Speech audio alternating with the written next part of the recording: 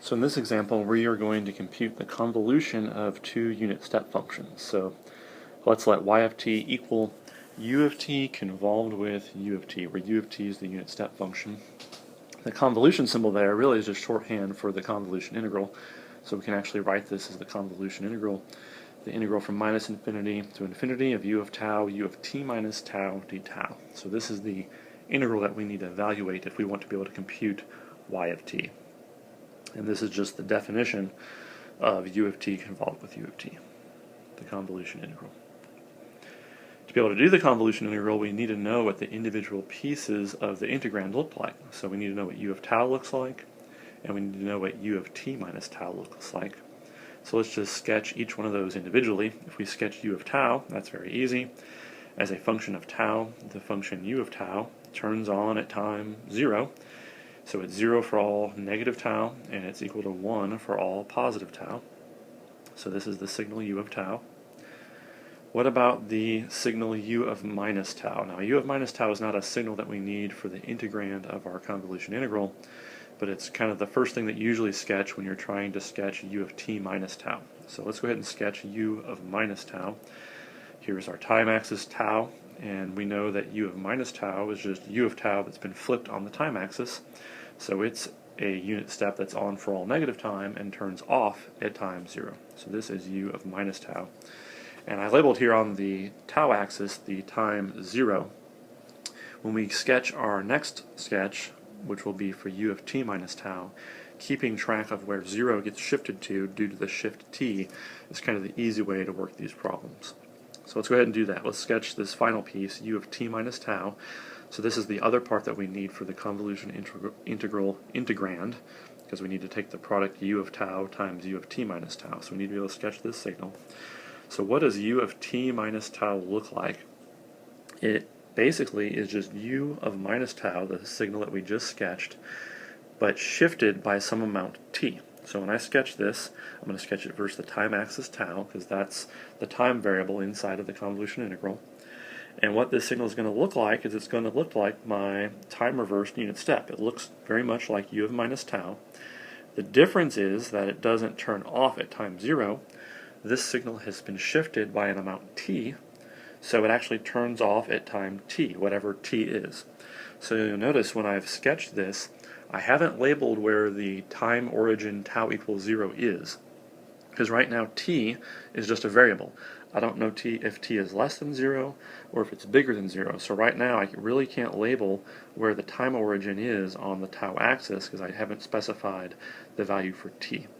So usually when I sketch the time reversed and shifted signal when I'm doing convolution integrals, I sketch it like this and I don't label the time origin.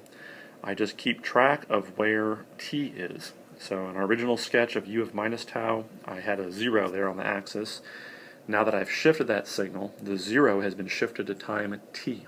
So I've labeled time t on this axis. So now we can actually go ahead and perform the integral, now that we know what the pieces of the integrand look like. So let's consider the two cases. The two cases here are obviously t less than 0 and t greater than or equal to 0. For t less than 0, I can sketch what u of t minus tau looks like. So now that I've specified a value for t, I can actually draw u of t minus tau on the tau axis, and I can label where the time origin tau equals 0 is. Since t is less than 0, this is a unit step that turns off before tau equals 0. So this is what u of t minus tau looks like here in blue. And then u of tau, we know what that looks like. We sketched that just a few minutes ago. We know what that looks like. So these are the two things that I need to multiply to get my convolution integral. So if I actually do that multiplication, we see that they don't have any non-zero overlap. They're actually 0. One of them is 0 at all points time tau. So when I take their product, I actually get 0. So when I do the convolution integral, I'm actually integrating 0 for all time, which obviously gives me 0. So this is a very easy case. The other case is for time greater than or equal to 0. So again, let's sketch the time axis tau. Now that I've specified a region for t, I can actually sketch what u of t minus tau looks like. Since t is greater than or equal to 0 in this case, I know this signal is going to turn off past tau equals 0. So that's the sketch that I've made here in blue. u of t minus tau turns off at time greater than tau equals 0. It turns off at time t, because that's where it turns off at. It always turns off at time t. What about our other signal, u of tau? Well, u of tau looks just like it always does. It looks like this. Now we do have some overlap. When I take this product, u of tau times u of t minus tau, which is what I need to evaluate for my convolution integral, I get this signal. So you can see when I take the product, it's 0 everywhere except for the region 0 to t, and on that interval, it is equal to 1. So now I can go ahead and do my convolution integral. If I integrate this product from minus infinity to infinity, it's 0 everywhere except for times between 0 and t. So I'm actually integrating 1 from 0 to t, and that equals t. So let's combine these two cases. We had two cases, t less than 0 and t greater than or equal to 0. So if I wanted to, I could write this convolution u of t convolved with u of t as this piecewise equation. For times less than 0, we get 0, and for times greater than or equal to 0, we have the quantity t.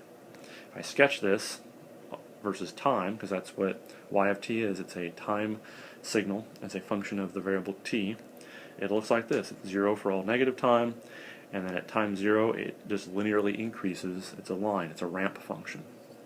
So this is a totally fine answer. We could leave it in this form.